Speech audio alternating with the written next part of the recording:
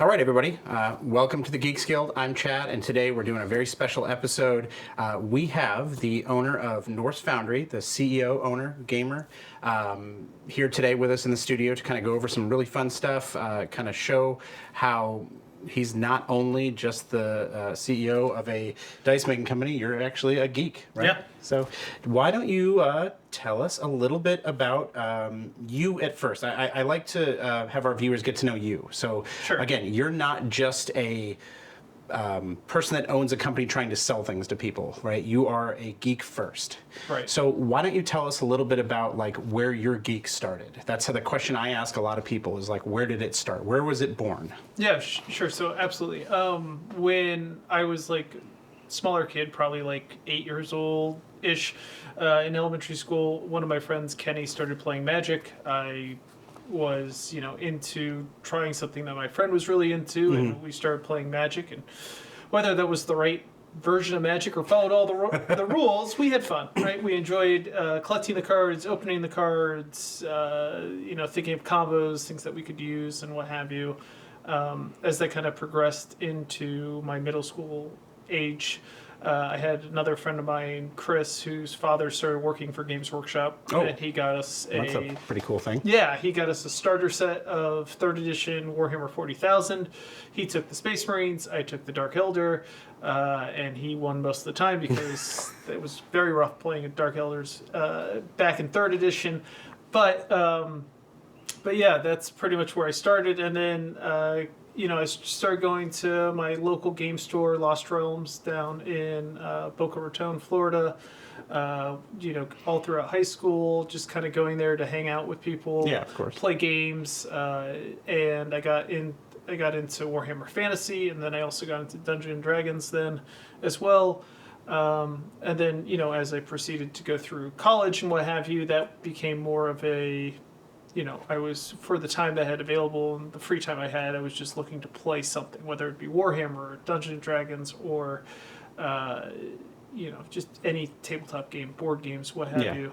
It was really just looking to game, and I'd just show up to those game stores that weren't very large because the area wasn't growing. That at that time, it wasn't that big of an area for gaming.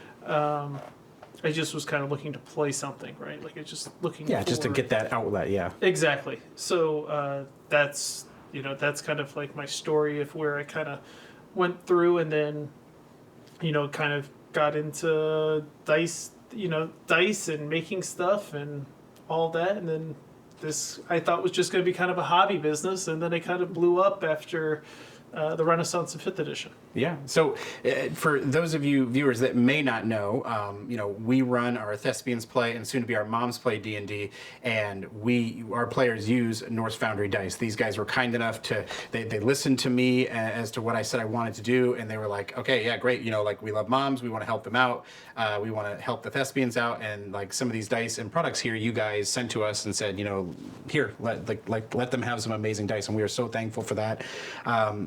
A lot of what I like to see out of the gaming industry is like players that have turned into business owners. Sure. Because we talked a little bit about this before. You found a kind of a need, right, for these places.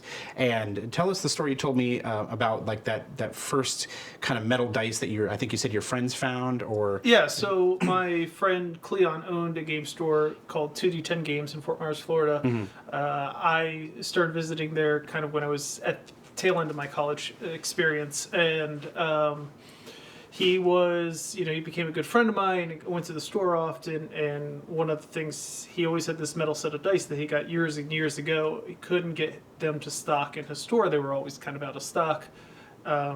Me kind of having a little bit of experience in supply chain management, with just like my experience of my family, also having some experience in supply chain management, I decided like, hey, let's see what we could do, right? Nice, let's see what we can find out. And then I found a factory that would be able to produce them, and I kind of put together the concepts, kind of put together the cash, just kind of try to make this kind of thing happen. I was like, let's order 100 sets, see what happens. Okay. So we started selling them in his shop, They took off really well. I had to reorder, so I reordered, and I started with 3 colors, and then I reordered to be 5 colors.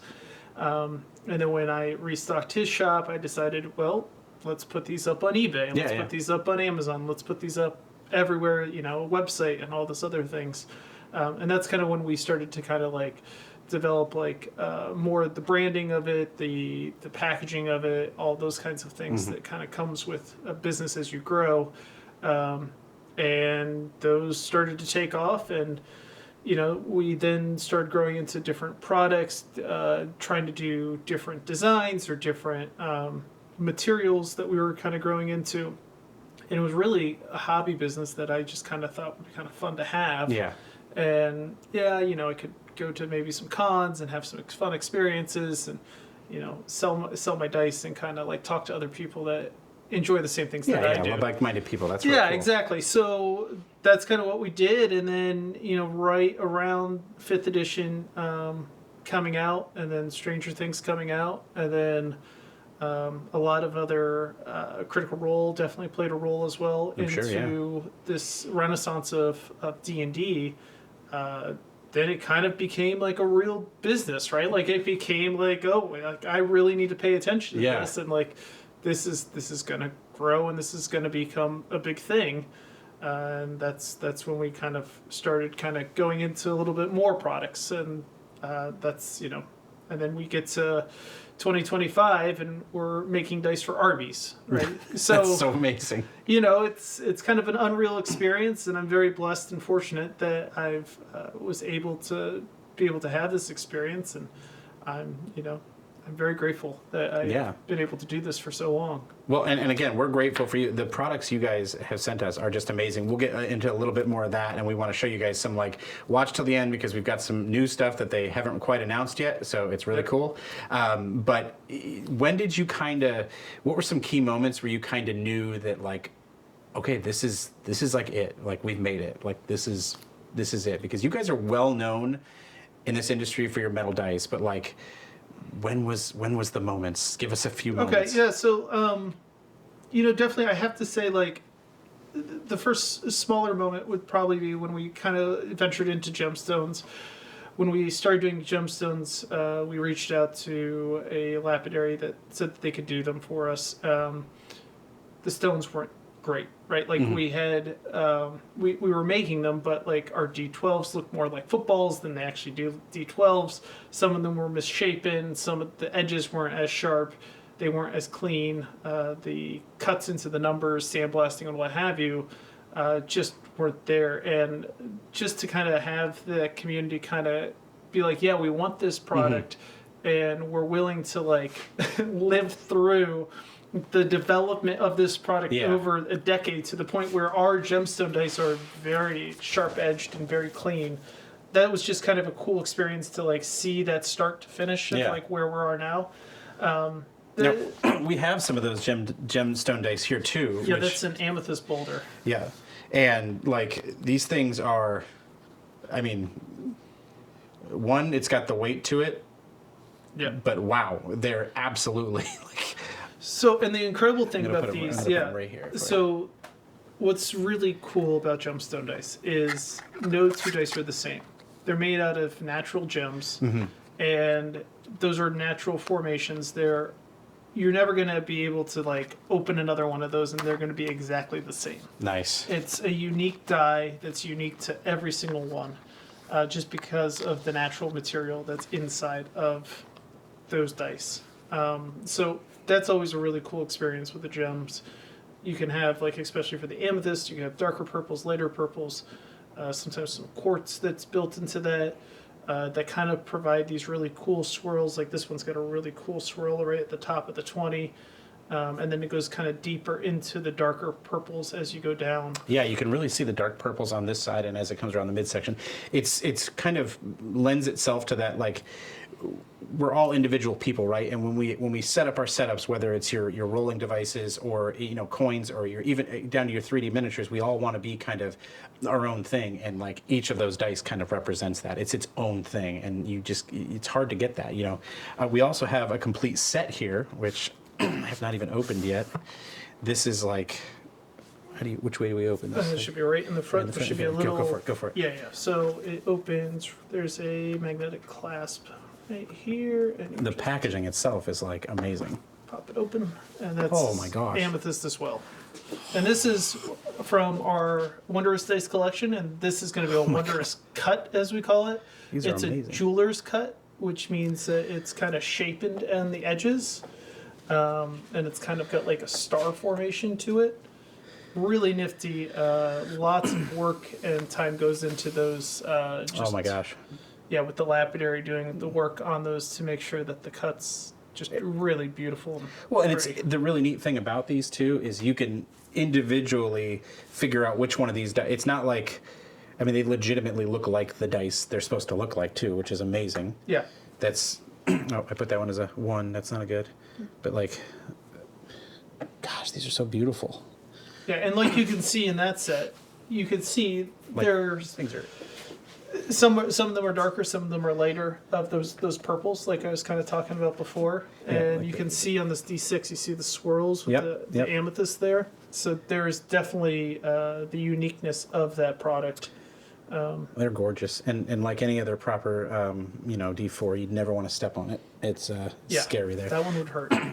Yeah, I always say that if I were in the Home Alone situation, instead of putting all those micro machines down, as a D&D player would be like, okay, I'm going to set a trap. It's all D4s as he's coming through the window. Caltrops. Yeah. Yeah. And they would have never made it in the house. But so those are absolutely amazing.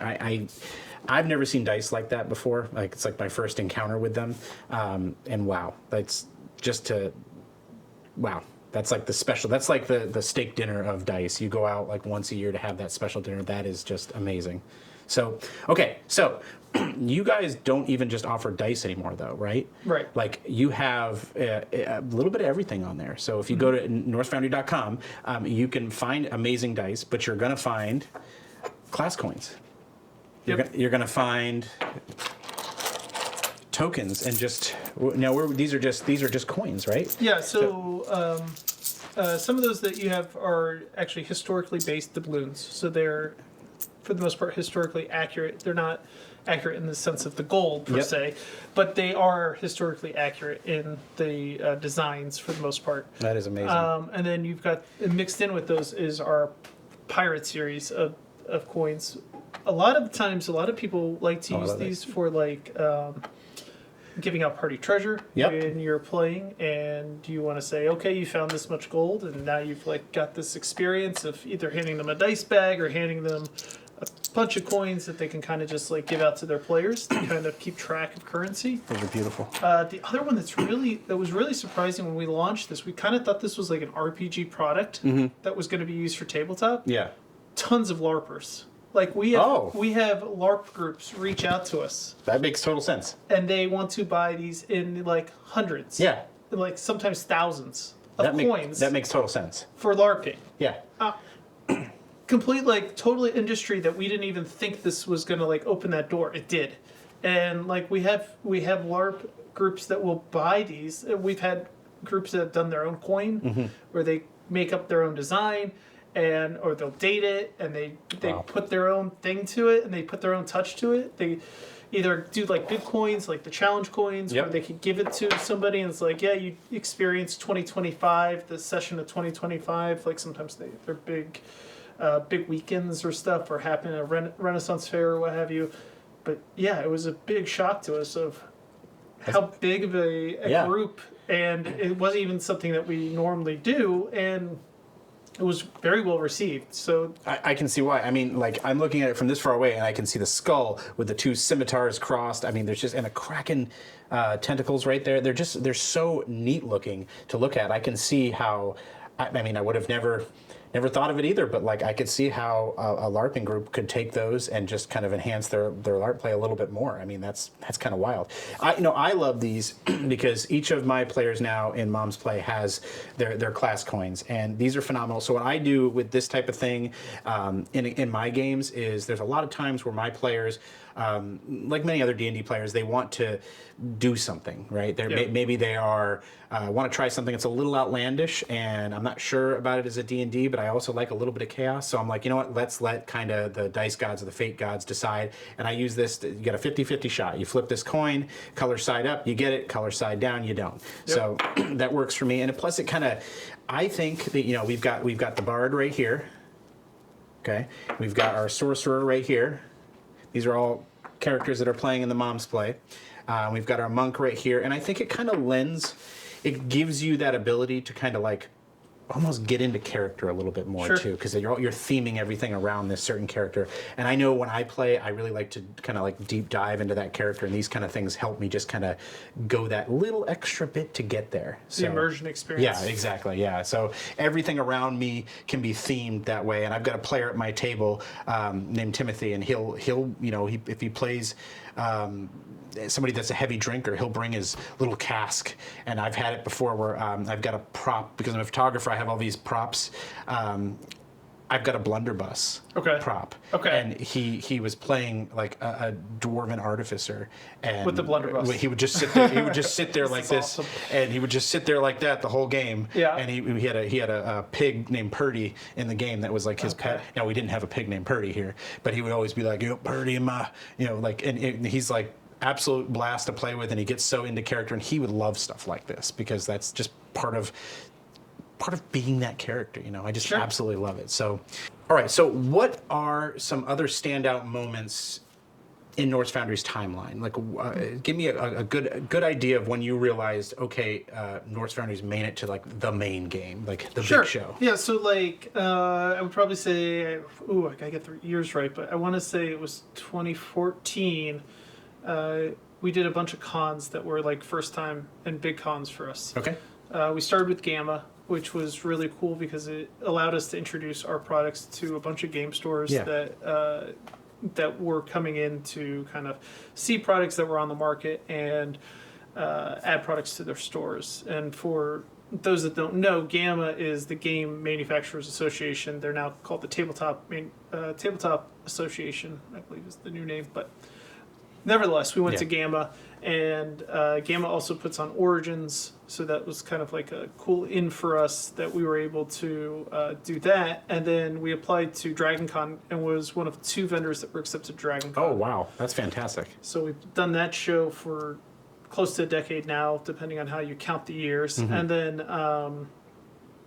And then shortly after we got accepted into DragonCon, announced at DragonCon, Gen Con called us and gave us a spot at Gen Con. Wow. So like that year was really a cool like awakening moment for us of like, hey, this is like we're starting to like get in and get like recognized as like people want us to be at these shows. So it was really cool. That's a better part of a decade ago. What did it look like as a fledgling Norse Foundry when you're trying to go to these big cons? Like, what did that look like for you? How did you travel? How did you, like, I'm assuming you weren't taking private jets and showing up with a whole entourage of people, like... No, it was literally my wife and I, my wife was my girlfriend or fiance at the time. Mm-hmm. I can't remember where all that lands, but yes, my current wife, us booking 2 Southwest tickets, my buddy Eric also going to Gen Con and booking a Southwest ticket. Mm-hmm.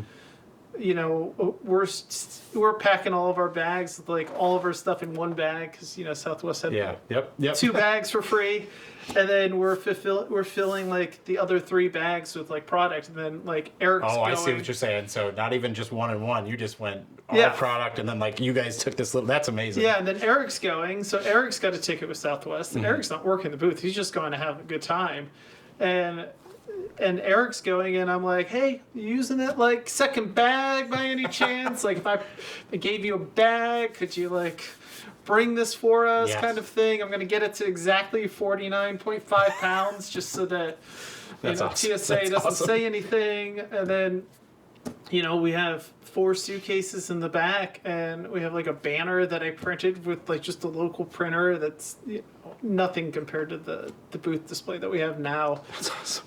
No tablecloths. We're just using whatever tables they gave us. Like it's such a different game experience to like what we do now. But, I'm sure. we're just putting product out. We're putting it in the boxes, like straight out, and no price tags. Like we're just like telling people like, oh yeah, this is this, this is this, this is this. That was like also the first year that we launched our aluminum series. Okay. And I remember we were going to the airport, and I was showing, showing Eric and my wife and my buddy Mike all of like the new products, and I'm like, yeah, we've got the set of dice. It's in our case, like our case design. It's a new set of dice. It's made out of aircraft grade aluminum. It was like nobody really kind of ever saw that kind of product before. And I'm like, I think I'm going to ask $100 for this thing. And big difference between at that time of year, because the sets that we were selling at that time, they were like $25. Yeah. It's $25 sets. So this is like 4 times the price I'm normally asking. But the quality and craftsmanship of it was up there. And I was like, I think it's really worth it. Like you get the case, you get it for, you get this really good product, $100. And Mike and my wife were both like, I don't think you're going to sell a bunch of those at all. And we sold out. Oh, that's amazing. It was awesome. Was that like a moment where you were like, ha? I was like, yes. And then I was like, thinking about how much I spent on them. I was like, maybe I'm not charging enough. And then I was like, ugh. So we ran them for $100 for a little bit longer, and then I kind of did a price adjustment a couple of years later. And I was like, but stuff's not cheap stuff. Like when you're the quality of goods you guys are working with are like amazing. And like as an avid gamer of many D&D games and many other TTRPG games, like dice matter. Like I absolutely love. I went from having like whatever D6s, because I'm a rogue player, so like I really have to have an overabundance of sneak attacks. Yeah, of course, sneak attacks. And then if I crit, I need way more. So like it's kind of a like excuse for me to buy more. I could play other classes, but like why? So when I started rolling with like plastic dice and like anything I could find, really, it was okay. But there's just something about rolling a nice heavy set, a handful of D6, and just hearing it all clack. I don't know. It's like it's the weight, the weight that you feel when you roll it, and then it's the thud, and then the. And I always feel it's very like satisfying. It is. It weirdly is, and I feel like in my mind, I know this may sound weird, but in my mind, those dice will roll better than like crappy cheap plastic dice. Always. Oh yeah, always. I always feel that way. So unless I'm rolling them, then it's like just awful all the time. So we had a player, one of our players for Mom's Play. I'll link her character creation down below.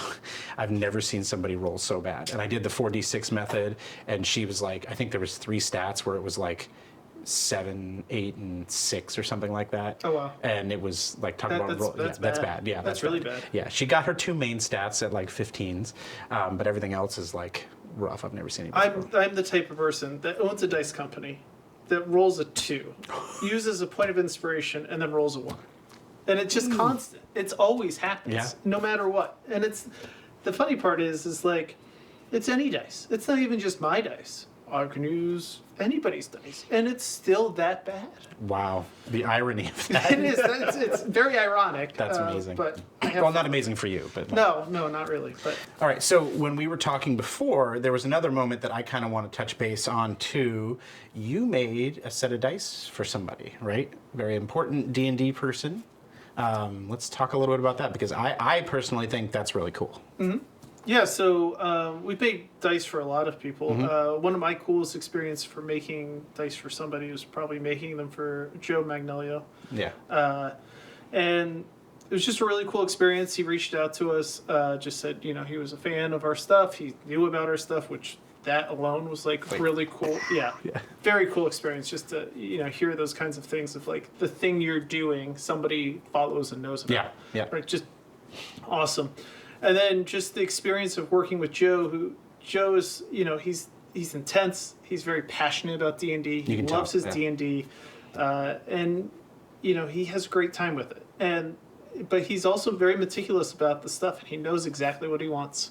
And making a set with him and making not only the gemstone set or the cat's eye set that we did with him, but also his death saves die, where he was just like, we were tweaking that mold and changing things and running new molds for him, and he knew exactly what he wanted, and we made it happen. It was just a really cool die to make at the time 4 death saves, and for Joe, and just to hear that he was happy with it and he was using it himself was just a really cool moment for us. Yeah, and he's like one of the kind of the pinnacles of the D&D community.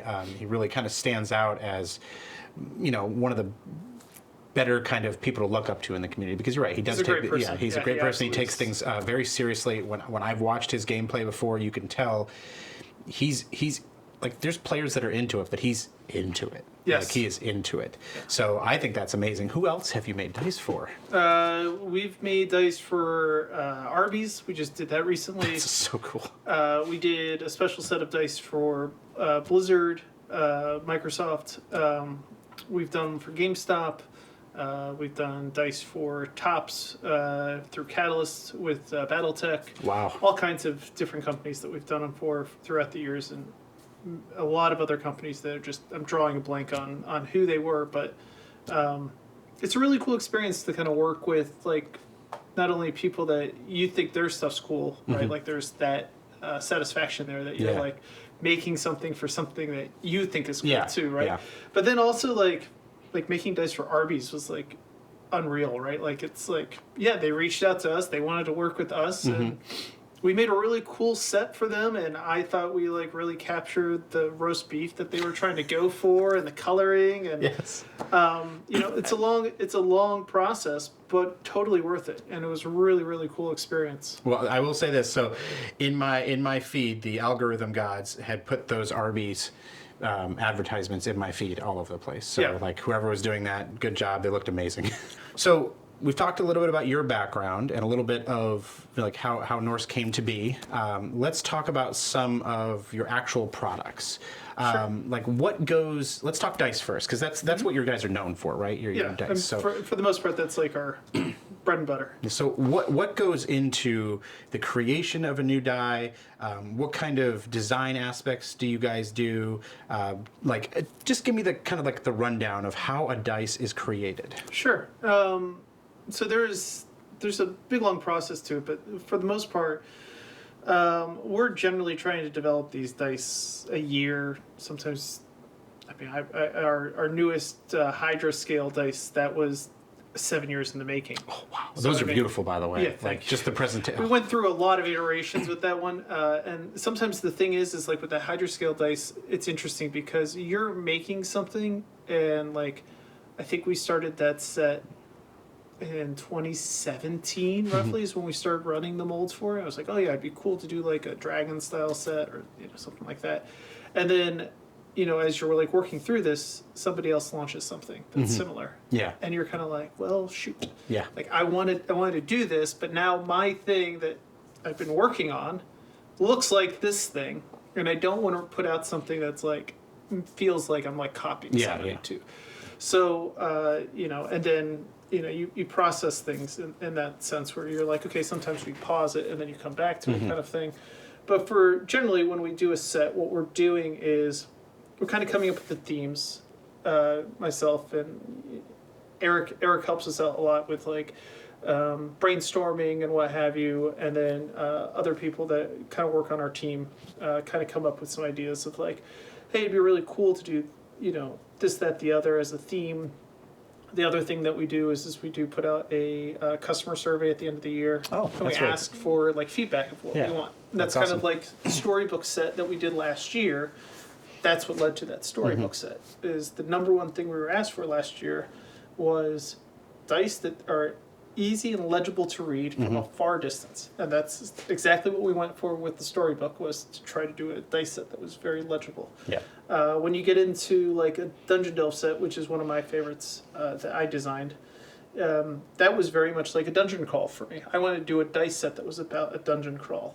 And my thought process is, what we do is we say, okay, we want to do a dungeon crawl set. What is that going to look like? And then we could kind of go through like, okay, what elements can we put into this dice? Like, what describes a dungeon crawl that you think of? When you think of a dungeon crawl, what describes that? Dungeon floors, torches, treasure chest, skeletons, that's really cool. Undead, etc. And you just kind of go through this list of like what you could put into the set. And then you kind of go through colors, you kind of go through materials, you kind of go through design and what have you there. And then we kind of start going, okay, well, what's realistic that we can fit into a small face of a die, right? Like, and sometimes the idea is like with this pirate set, it's like we put treasure chest as one of the elements that we wanted to do with the pirate set. Mm-hmm. And we were like, well, we can't do a treasure chest really on the die. If we did it would have to be like the D6 and it'd still kind of look kind of clunky to us. So the treasure chest part of that became the actual tin. So instead of the die having the treasure chest involved in it, we actually made the treasure chest as the tin, the carrying case for the dice set. So what we're doing is we take those design elements then and we kind of come up with an idea of what this is going to look like. And so like for this pirate set that we're looking at right now, it's got the Kraken tentacles all the way around it. Yeah, I love kind that. of around the edges. It's awesome. Kind of a fun design that we got brand new machinery that allowed us to kind of play with the edges a little bit more. And that was like the first set that we did it on. But then if you look deeper into this set, below the number, of course the number's themed more towards your Pyro-S, but if you look down into the number, especially on this D4, you can kind of see it. We built in our own little treasure map. And every face, or most of the faces, have a different part of the treasure map. Oh, that's cool. Yeah, you can see it really good. You can see right the there, X marks the spot on that one, and then on the other one, there's that's so cool. like a ship sailing on it. So there's like little design efforts there that are like, if you look close enough, you can kind of see these design elements. And the same thing with the Dungeon Delve set. The Dungeon Delve set, my friend Aaron Murch hand drew a dungeon for us. And what he did was he did a dungeon floor.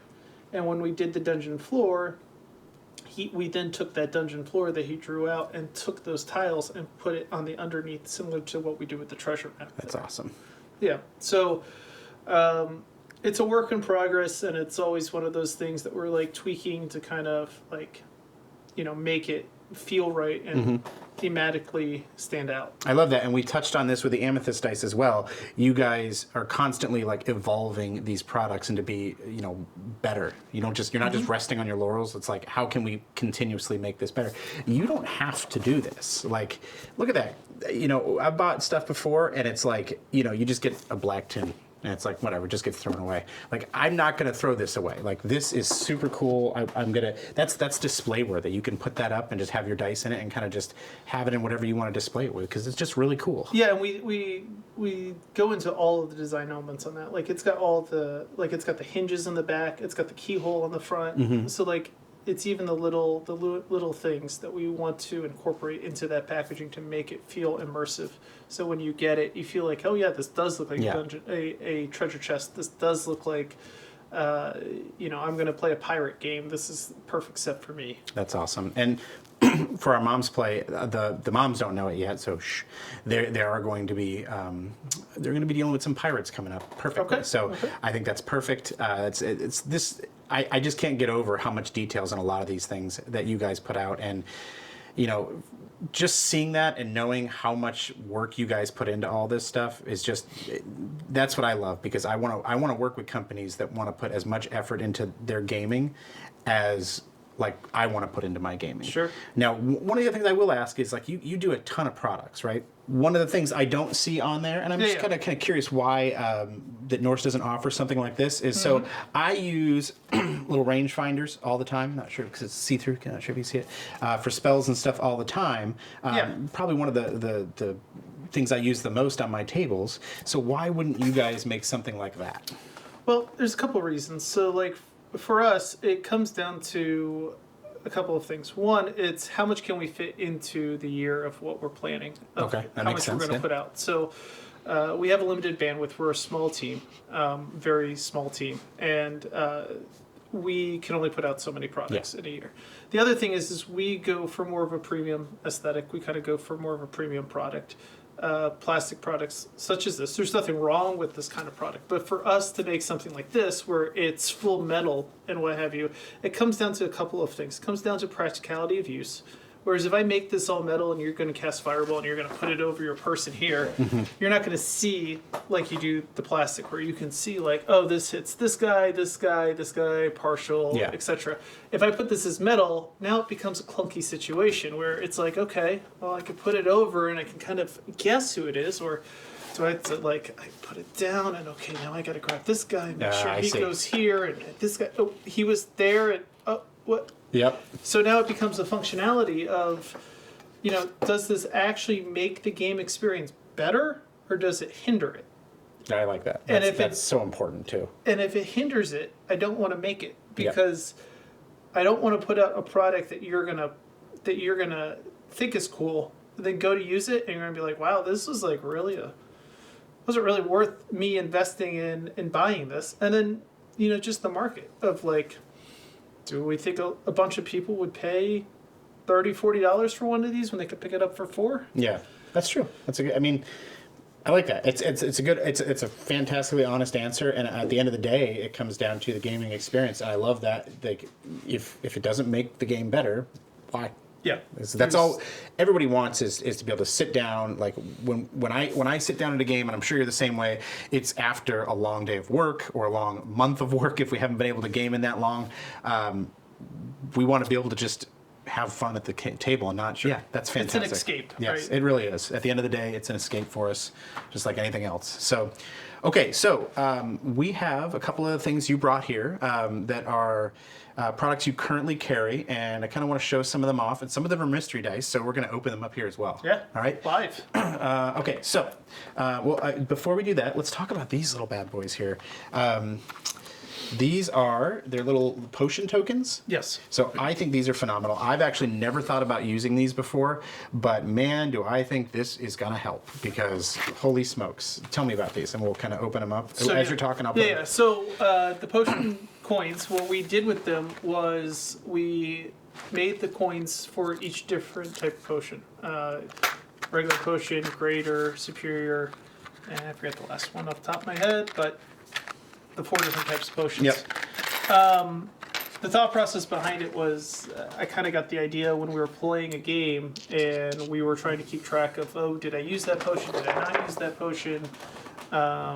You know, or did we get a potion, right? Yep. And it came to my mind and thought that, hey, listen, why don't we make tokens that track these things, right? That you can show that that potion is currently in your possession, or that potion has been drunk, used, etc.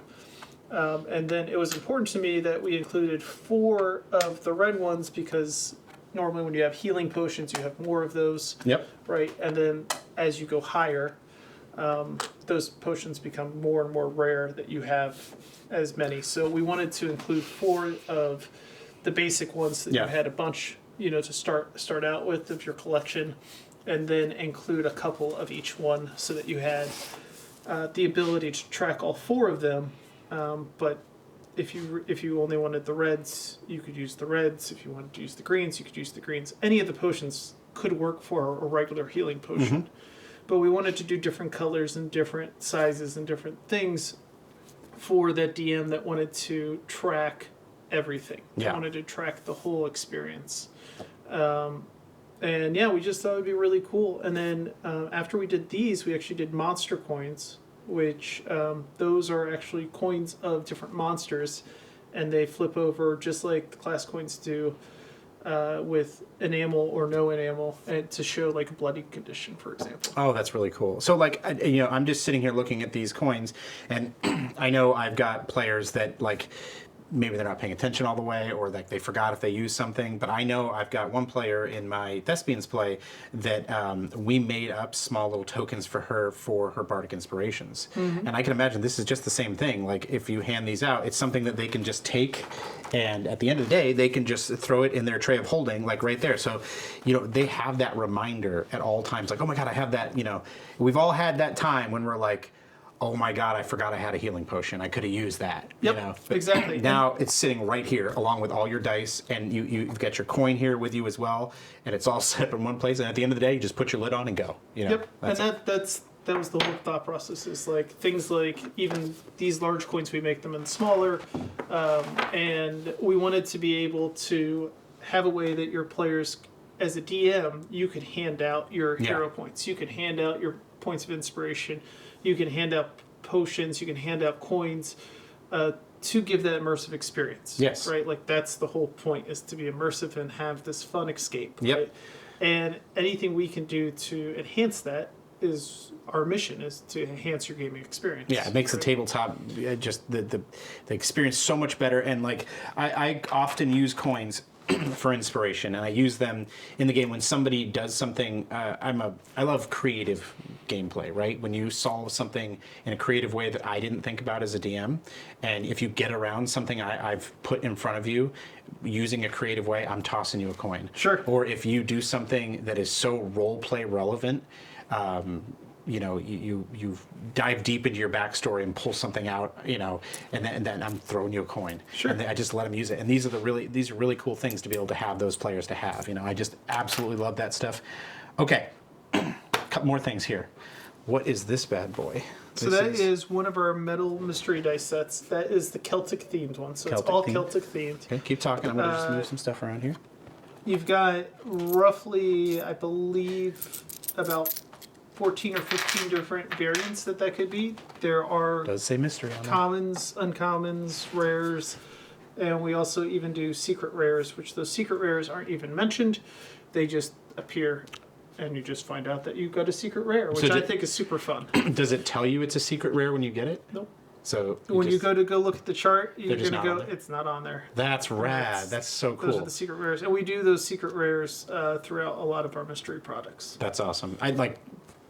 We have a lot of people that would go, oh, hey, like we'll get a customer service email or a customer service question and be like, hey, I got this die, but I don't even see it on the chart. And we'll be like, It's a secret rare. that's a secret rare. Like, Yeah, that's then one they're of like- a very, very rare Yeah. set for you to get. They or a call very their rare friends. They're like, D20. hey, look what I got.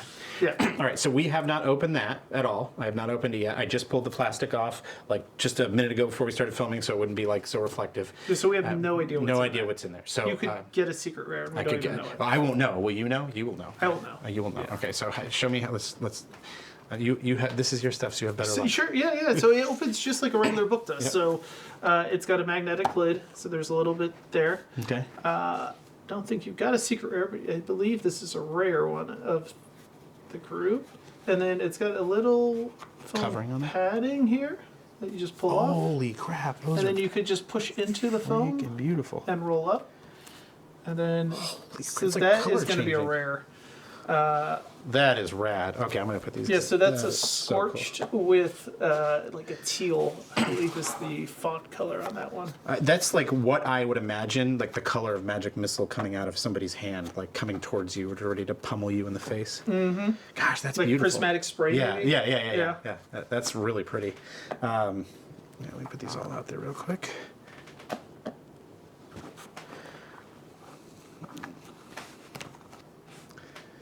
Dun, dun, dun. And the D4 is still in there too. Yep.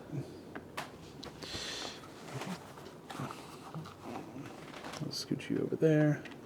In any good D&D fashion, it is a caltrip. And oh, I didn't even notice that. On the inside, there's like all of the, gosh, your packaging on stuff is just outstanding. It's a whole experience. Like, Yeah, and we very much try to make that be a book. So you can put that on a bookshelf, and you can make that like a part of your actual like bookshelf. Yeah. And, like, well, everything here is display worthy. Like, I mean, yes, the dice are, but even the packaging for the dice. So you could just put these on something, put the dice right on there, and it's just like, wow, look at it. It's an art piece. So, exactly. all right. So, And all of our art is done by real artists. We don't use any AI. We don't That's use any nice. generative AI. It's all hand drawn, hand done, everything. We actually had somebody say that packaging was done by AI, Mm-hmm. and we tagged the actual artist that did it on nice. the post. And he actually posted his video from 2019 of him drawing that by hand on, I think it was Procreate. That he Nice. drew it on. So that's right. been a big thing lately. well, and as a photographer and a creative, and I do video work, I do all sorts of different things. AI, sometimes it has its place, but for the most part, like, get it out, like, let people create. Let people do the artistic stuff. Like that's We've worked with that artist. I want to say we've worked with Ventura since like 2013 or 2014. He did most of all of our like original boxes. So like, you know, it's for us, it's really great to have him still around and still doing stuff for us. Like, and you could see his work has just like gotten better and better. Like he did that Celtic box as well. Wow. And we use other artists as well, so it's not just on him as well. But yeah, I love a company that is loyal too. Like, you know, if somebody does a good job for you, you don't just jump ship to the next person. Like, right. Just that's just a good thing. You build relationships, and that's essentially what you're doing with all your products anyway. Because if somebody buys your product and they like your product, you're immediately building a relationship with them. They have trust in you. They're going to come back. They're going to want more. So, all right, what do we got here? I have not opened. I've got a few of these. We're going to open live. Those are going to be a 55 millimeter silicone D20. Oh, the big boy. Yep, and they're a little bit bouncy, so be careful if you roll them. They may bounce off the table. Okay, that's fine. So these are really cool. Never opened one of these. So we've got 3 here. You got 3. Okay, so I'm gonna do one. You do one. me Okay? open one? Let's go. So I'm on 3. Okay, 1, 2, 3. Oh, What do we got? What'd you get? I think I got teal. I got purple, lavender. So yeah, mine's Oh, I like that. teal. That is awesome. And we've got this like I got 13. An 8. 8? See, Okay. it's that rolling thing. Remember I Yep, told you that yep. they don't normally beat people at rolling? You are not lying. Yeah, see, it doesn't matter the die. Like, don't give me any dice that work well for you. They may no longer work well. Yeah. for So your dice luck is just. It's bad. Yeah. And I own a dice company, which is even more awful. Maybe that's why he owned the dice company. He figured. I was trying to increase my luck. That's probably what it was. That he just unknowingly sapped it all away. All right, we've got a third one here. We're gonna put. God, these are pretty. All right. All right. So, do these have the rarity stuff in them too, or how are these? Those are the rare in that one is either a secret rare or it's going to be the rainbow. The rainbow is going to be the rare one out of the group. All right. So. This is You got purple. another purple. Very cool. Generally, in a case, you're roughly going to get a case of 20. You're roughly going to get 2 of each color, and then you might get a secret rare or a rainbow depending on that case. That is really cool. I really like that one. I like it. You can see everything, and yeah, it bounces around a little bit. But man, like that to me is one of those ones where like if you've got to roll something big on the table, like a death saving throw at the last minute, like something happens, or like this hit is going to kill somebody outright, like you roll it with that. Yeah, and the nice thing about those, we do offer those in metal versions as well, where they leave dents on your table. The nice ones, yeah, they're big. We even offer that one in tungsten. Oh my God! Yeah, that one would do a number. Yeah, I can imagine. You want to antique your table? That's the way. Just throw a bunch of these at, or if you need to defend your house from intruders, you just start D4s in these things, and nobody's ever coming back again. So, but the silica version's nice because you get that big die experience without the damage of the big die. Yeah, no, I love it. It's still got some weight to it. It does got some good weight to it. Yes, it's got some good weight to it, and I don't feel like I don't feel like this is going to get damaged. No, like I feel this is a really cool dice to have overall. Okay, so we've gone over a bunch of stuff here today. I know you brought some stuff here that isn't quite out yet. Maybe you want to kind of show some of it off a little bit. Yeah, let me show some. What do you want to show us today? We'll move some of these. Well, we start with the spinner D20s. Okay, that works for me. I've got a couple on this side. You got a couple on that side. Go ahead and bring yours out if you want to. Okay, so you want me to put them up here? Yeah, let's kind of put them like right in the. So you put a couple there. Yep. Okay, so we will be launching these on Kickstarter either in March or April of this year. And yeah, they spin. They spin. Yeah, they do. And they spin real well. And the thing is with these is you can either let them spin and you can annoy your DM or annoy your players or annoy whoever, or you could just do something similar to that and just stop them right there. Yep. Yeah, and that's perfect. I love how they each have a point. You can clearly see what they roll. Do you roll better on these or D20s? I haven't really tried my luck. Let's do try it. Let's do a bard. All right, so the bard is spinning. Here we go. Ready and no. There's a 3. So no, don't let him touch anything that has numbers on it. These are amazing, and I have not seen much of these, like anything like this on the market. I think it's really cool if somebody had very limited table space. Let's say smaller gaming tables, maybe, instead of having all your dice and all your stuff, you just right there and just.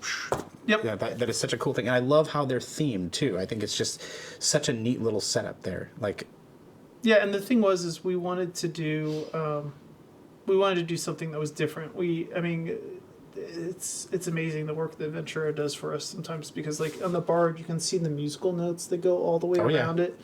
The barbarian one has like a shield-like-esque thing, and a little like secret on the barbarian one is that axe is the original axe that we use for our original logo, with all the flourishings that we used for our logo. So that's the really original cool. Axe and the original shield design that we did.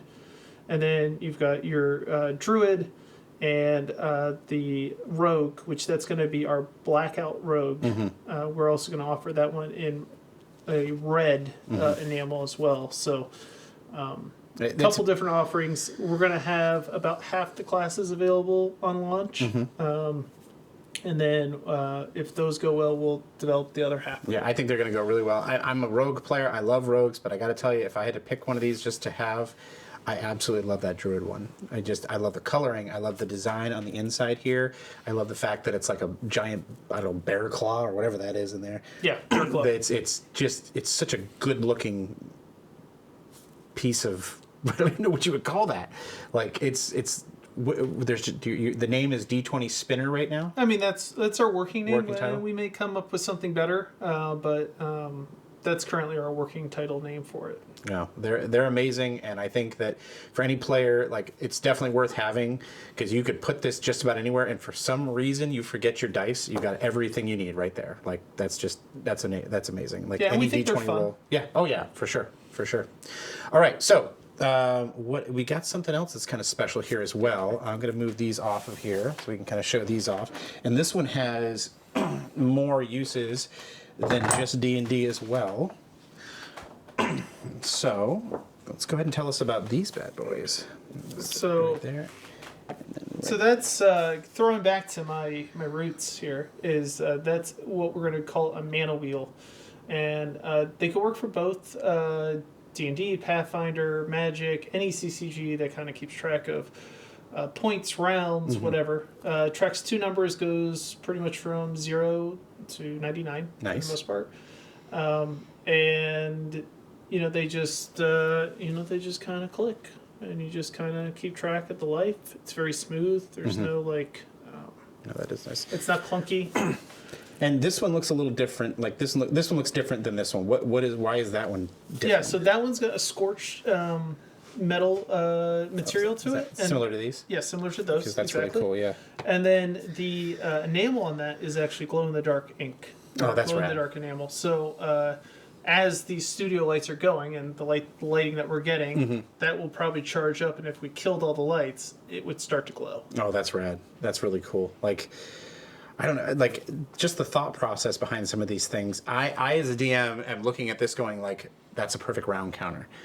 So if I'm counting rounds in an initiative order, or if I'm counting down based on a certain amount of time, because sometimes in D&D, like combats or even just stressful situations in D&D, I have a timer behind me, and it's every 5 minutes I'm clicking around, Sure. And something happens on that round, and sometimes I just get to a point where I'm like, I'm just going to put it out there, and then every once in a while I'm going to click it, and it's nothing, but it just gets the players like, oh, why is he doing that? Why is he doing that? Like just to mess with them. Just to mess with them a little bit, because you got to keep players on their toes or they get out of hand, and so these are just absolutely amazing. I love these things, and they're not officially out yet, though, right? Those are not out yet.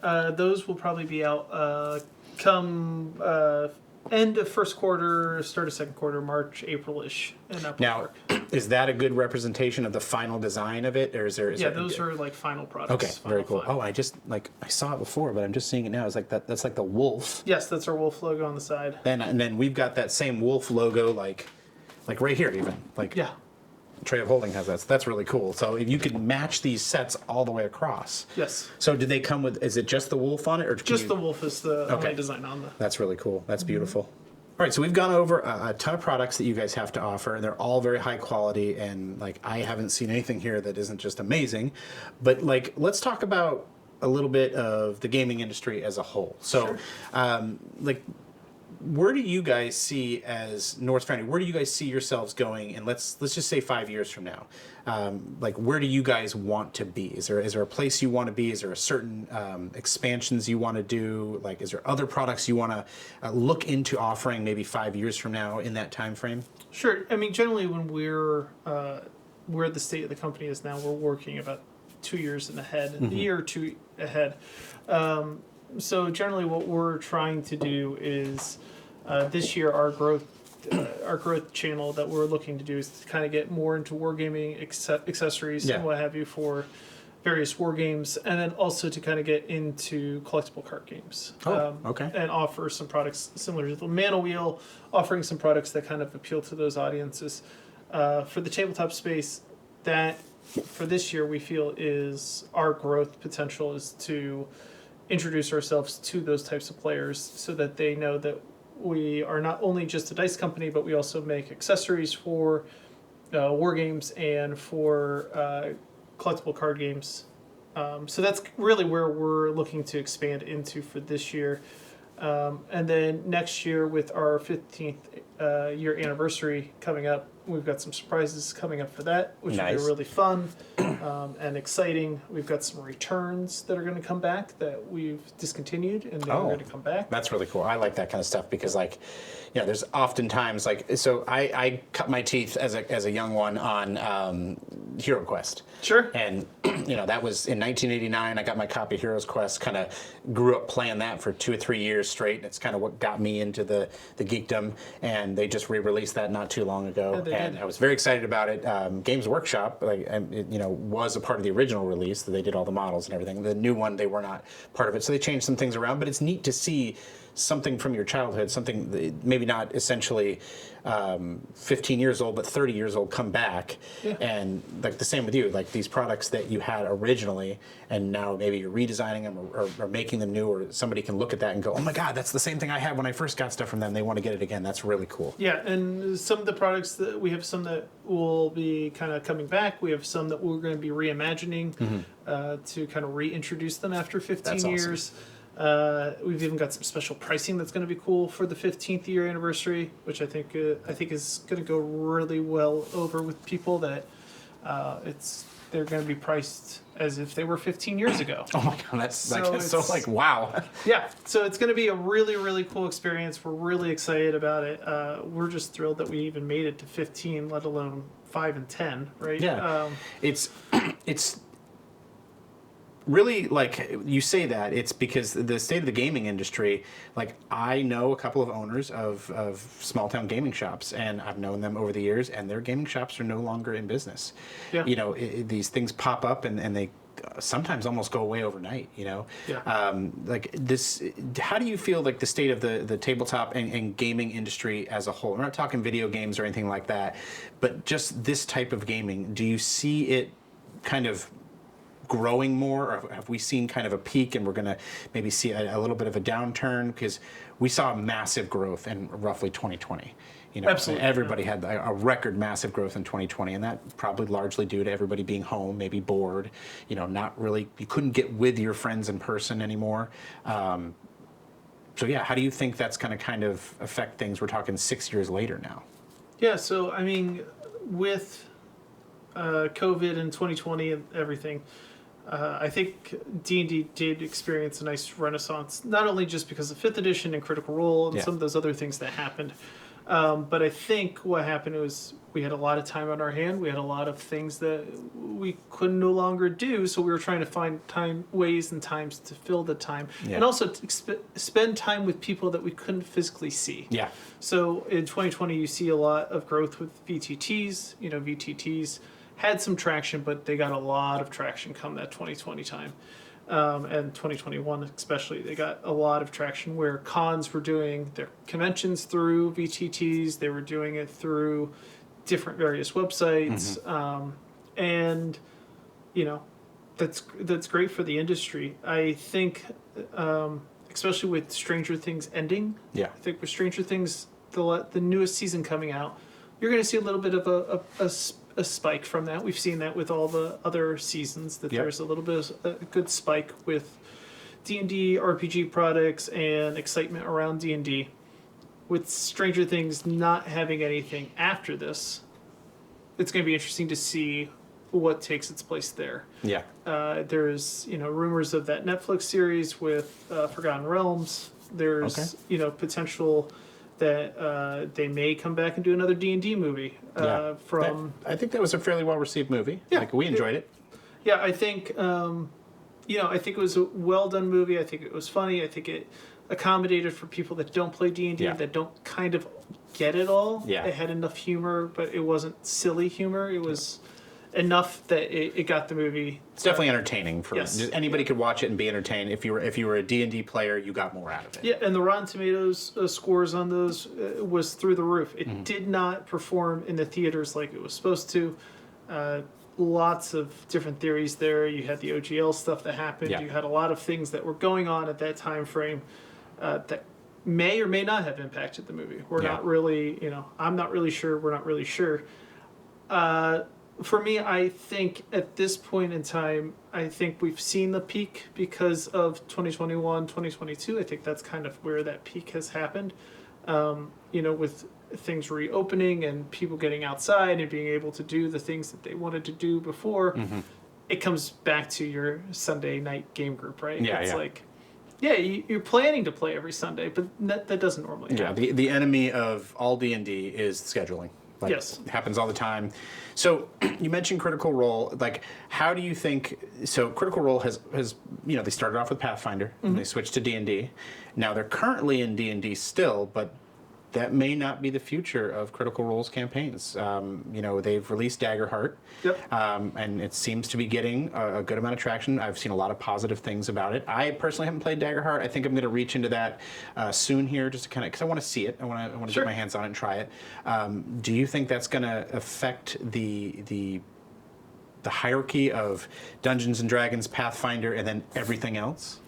It potentially could. It's going to be interesting to see, because Daggerheart's very interesting in the fact that Darrington Press, Critical Role, were able to secure Perkins and Crawford. Yeah. Oh, yeah. They're geniuses.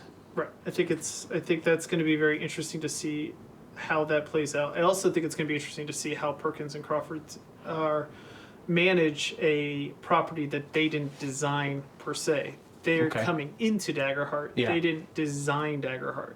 Yeah. So I think that's going to be interesting to see what they run and do with it. Could work one of two ways, and we'll see how that plays out. But they're taking the right steps from my perspective. They have Keith Baker and his partner Jen, who have both signed on to develop their own world. Keith Baker is the one that wrote Eberron. Yeah, that's a big thing. So that will be interesting to see how that world impacts the development of Daggerheart, and then just what other creators they get to develop for Daggerheart. And I think what's going to happen is you're going to really see that in the next 2 to 3 years is how well does Daggerheart do after it's completed a 5-year cycle. Yeah.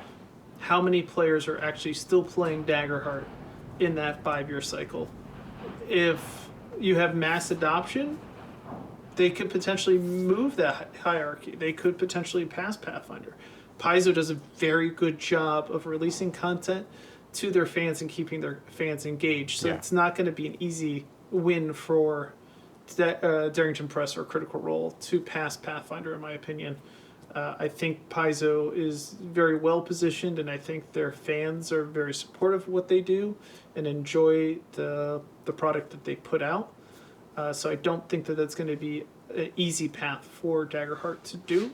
Completely possible, but I don't know that that's going to happen within that 5-year time frame. Okay. So it'll be very interesting to see how it plays out. I mean, a lot of the times when these products release and when new editions release, there's a lot of hype around them. People start new games around them. And then as those games start to come to wind down and they start to come to a conclusion, that's when the questions start coming around, right? It becomes do we want to run Daggerheart again? Or did Deadlands just release a new edition? Now, do you want to go play Wild Wild West? Or did Starfighter just release this new module that you want to go into space with? Or did D&D release a bunch of Curse of Strahd content? Those are going to be the questions of, does that group stay with Daggerheart? Or do they move to another system? Yeah. And that's going to be the question that gets answered of how much staying power Daggerheart has. They also have the show Critical Role. Mm-hmm. If they switch from Dungeons and Dragons, which I can totally understand their point of view of why they didn't jump to Daggerheart right away. If and when they do switch to Daggerheart, because I think it's a when, not an if. I agree with you. There's potential that could blow it up as well. Yeah. Again, so they may be saving that as their back pocket thing, where they think that it's trending one way and they want to make that switch, and then that's going to give it that boost. What's interesting with Daggerheart is you have all this new content that they're announcing. They're also announcing their own book. I think it's Fire and Ash is what they called it. Mm-hmm. The other thing that was very interesting that Darrington released the other day, which Darrington kind of released their numbers, which is kind of unheard of for I can't imagine. The space, right? And what they said was the amount of copies that they ordered, they thought would last an entire year, and they moved them in a matter of weeks. The entire run. Wow. So they had to quickly go back and reorder. Yeah. So what's going to be interesting is as they release these new campaign books, as they release Keith's new campaign books, does that momentum stay? Does the amount of copies that are ordered stay? And it will be interesting to see how Darrington addresses how quickly they sold out of that core book and how they order for their new campaign setting, Kate's new campaign setting, and any of the plans that Crawford or Perkins have. Yeah.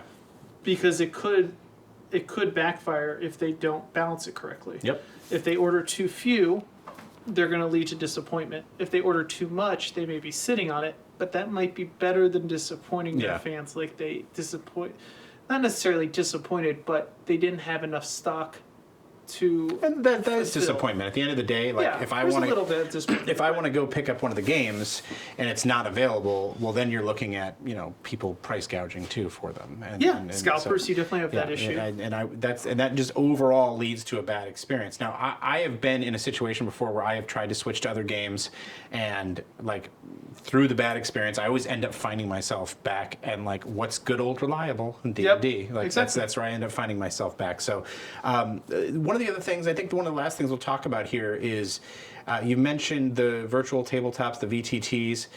Like I have played a little bit of Roll20 stuff. I am not a fan of the online gaming experience. I don't like, joining together through cams and laptops and phones or whatever.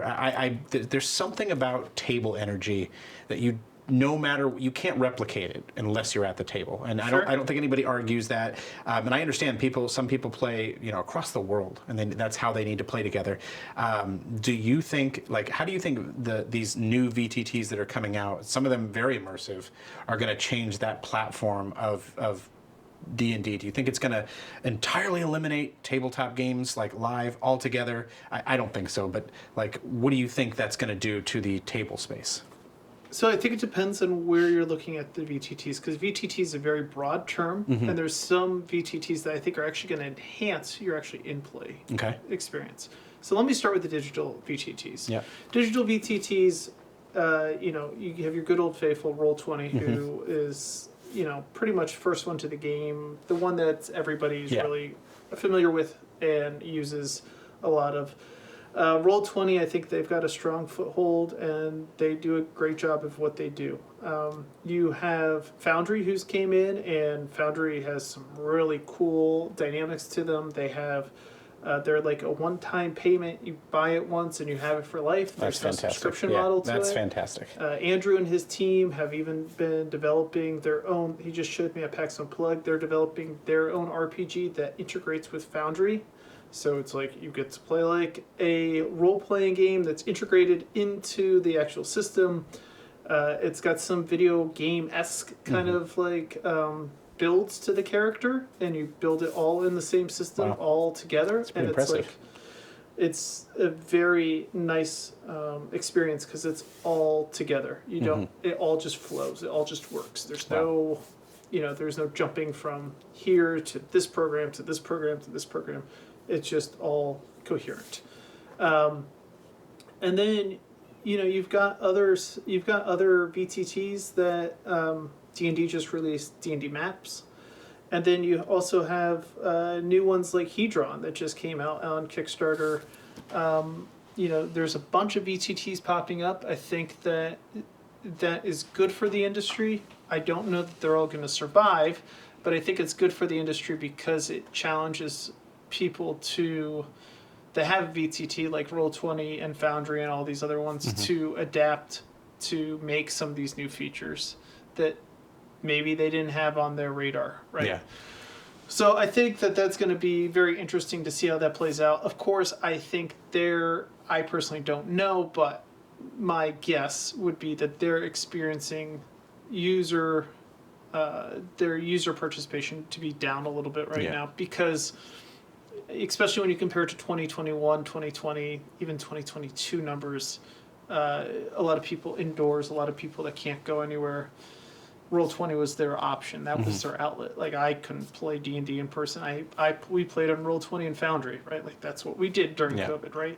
So I think they're going to see some drops in numbers there. And I think that's okay. I don't think that that's like a panic or a fire alarm. I think that's just... It's naturally where the industry went. When you have such a peak, you're bound to come down a little. Yeah. It's one of those things where, you kind of say this too shall end, right? Even the good times and the bad times, they all come to an end. Yeah. Right. You get through the bad times, they go and come. Right. So I think it'll be interesting to see how those companies evolve and make their products better. And I think it's all great for the industry. I think.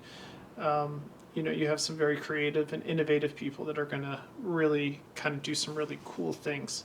When we get into talking about VTTs that I think will actually make tabletop in person better, there's companies out there like Mirrorscape who are doing VR tabletop, and like I've worked with the Mirrorscape guys. They did digital dice of ours that they put into their system, and their system was just so cool.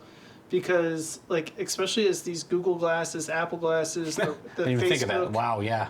I mean, you could be playing at the table, and you could literally have your miniatures moving for you. You could have your miniatures holding the torch, and the torch is, going.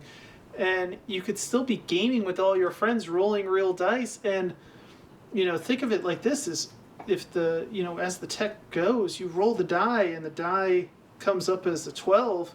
It could potentially calculate based off your character sheet what your 2-hit was for that, right? Like, there's a lot of cool tech that I think is actually going to enhance the gaming experience if you want to take that step. You don't have to take that step. But if you want to, there could be some really cool stuff. I mean, think of it as a DM, too, if you could just activate a monster onto the battlefield. It's just like... this guy appears, and there's like an intro to how he appears, right? It's not just you slamming, intro, like a cinematic thing. That's so cool. Or like they activate a trap and a boulder just starts like rolling down. Like there could be some really cool storytelling and experiences around the table that I think a lot of this new tech could open up. We did see Wizards try and attempt to launch Sigil. I think Sigil was a little bit ahead of their time. I think they had the best intentions for Sigil in the sense of they wanted to really recreate a virtual tabletop that was really cool, very interactive, VR. I think where their downfall on that was it was probably a little bit too much for the time. And once the initial reviews kind of came out about it, you really needed like heavy power tech to be able to run it. Wow, I didn't know that part. When they showed it off initially, the reports that came back was that you needed to run this like on Alienware, like machines Yeah. to be able to run this. That's not the average person's machine. And then the questions came of, well, if I want to run this on my laptop, how's this going to run? Well, if I wanted to run this on my Yeah. regular PC that doesn't have 64 gigs of RAM, Yeah. how's that going to run? And then they're kind of like, oh, yeah, that's a great like question. Yeah. And so I think Sigil was just a little bit ahead of their time. Again, tech's always growing. Tech's Yeah. always becoming better and better. Memory's shorted right now, but memories you're required to have more and more memory. I think as time goes, they may be able to revisit it. I don't know if they'll launch it in its old form, but they may be able to do something that would be of similar scale and grandeur. So I think there's going to be some really interesting things, at least especially in the next 10 years, let alone the next 5. Personally, I think that D&D and the tabletop category, I think we've kind of shrunken a little bit. I think at this point in time, over the next 5 years, it may shrink a little bit more. I think it will stabilize. Yeah. Oh, it's definitely going to stabilize. Yeah. Yeah, I think it's going to stabilize. I think it's going to stabilize a lot larger than it was in 4th edition. Yep. And probably even in 3rd. I think it's going to stabilize to be a little bit either at or a little bit above 3rd edition. And then I think it's going to be very interesting once you start talking years 6 to 10. When we're talking 10 years out, 6 to 10 is going to be very interesting. The reason I say that is you have 2024 that just came out, that came out two years ago or 1 year ago, depending on how you look at it, right? So 2024, it comes out at the end of 2024. Monster Manual comes out beginning of 25. We're down to 26. We're kind of at a 1 year point for Monster Manual. You have Wizards, who's kind of going through this transformation stage where they lost Perkins, they lost Crawford. Yep. They still have some great creatives there. Shout out to my friend Jason Tondro, great guy, developing over at Wizards. But I think what's going to be interesting is to see where they go with 2024. Yeah. Is 2024 a edition on its own that stands on its own? That they have books upon books upon books that they release. They released a new Curse of Strahd. They released a new, Rime of the Frost Maiden, or maybe they go back to Dark Sun, or they go to somewhere else that they haven't done. Greyhawk, one of those. So I think that'll be interesting to see where that leads. If 2024 is kind of still in this stage where it is now, where I feel like you have people adopting it, but you don't have people adopting it as fast as people adopted other editions. Yeah. I could see Wizards making this a shorter edition and going away from the updates that they said that they were going to do, where they're just updating the core rule books every 10 years or so, and maybe actually announcing a 6th edition. Looking at from a business standpoint, I think because when I talk to people in the D&D community, a lot of them are not adopting 2024 rules fully. Sure. They're picking and choosing, So that to me tells me that they're still sticking with I'll call it 5e vanilla, Sure. And they're just picking and choosing to add this in because there's a lot of in 2024 there's a lot more balances to things that they didn't quite have in vanilla. So it's less of a full changeover, and I think what they're going to have to do to probably make the bottom line money that they want to make is probably release a new edition, and they're going to have to find some way to make it more appealing than 5th edition, because 5th edition is wildly popular, and if you ask me, it's because it's the ease of getting into it and playing it. Yep. It's I've talked to so many people about this, and you go back to 3 and 3.5, it's a lot more. It's a lot heavier of a game. Sure. You can't just get into it, and there's a lot more thought process to it.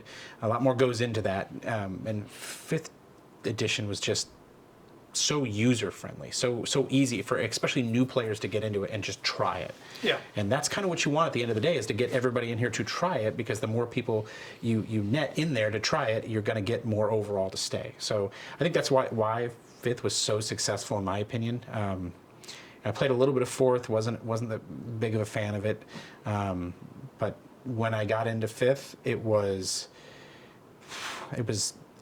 easy. It was easy to get into, especially if you knew the rules from the rest of the stuff. I can't imagine coming in as a new player, trying to, a casual player, somebody that just says, I want to try this.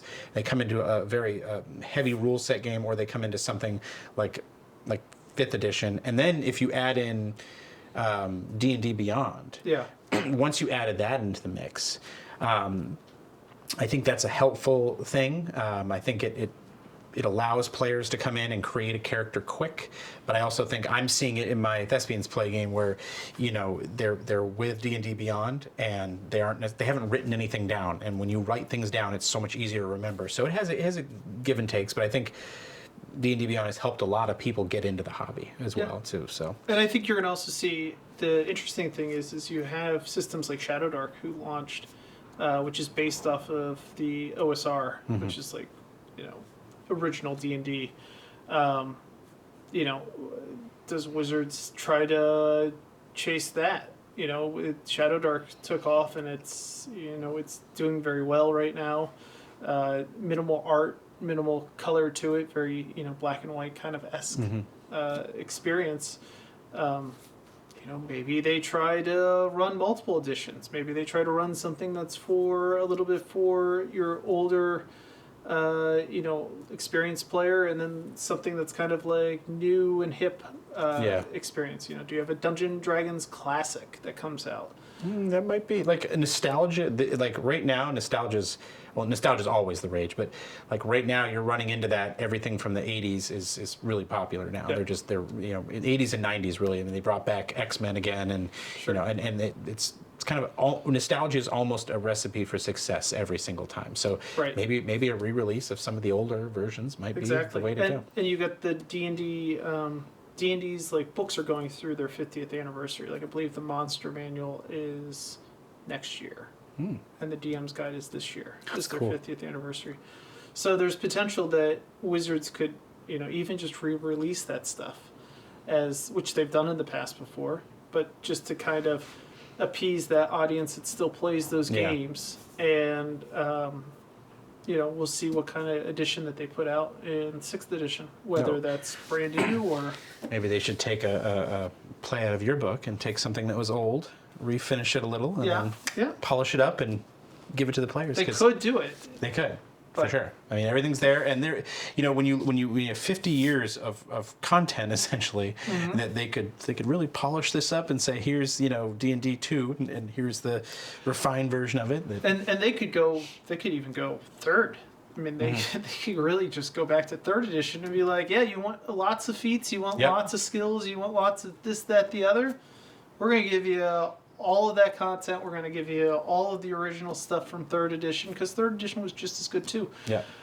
I think they've got a lot of interesting plays that they could do. It's going to come down to the bandwidth that they have for the team that they have and what they're looking to accomplish. Yeah. And if they start to feel that pressure from Daggerheart or Paizo of, at one point, Pathfinder outsold D&D. As I didn't know that. Shocking as that is, in 4th edition, it did. Wow. Okay, 4th edition. Okay. Yep. I mean, got to count it, right? It's got it. the IP name on it. Got to count it. But book sales and everything pointed to Pathfinder actually overselling D&D at one point in time. So the question for 24 becomes: does it get adaptation, and then do they start feeling the pressure from Daggerheart or Pathfinder or Starfinder, even in that case? Yeah. Because Starfinder and Pathfinder, Paizo did a very smart play where they made the rule set the exact same. Yeah. So if you play Pathfinder, you can play Starfinder. Yeah. They just have like different adaptations for weapons and what have you. Yeah.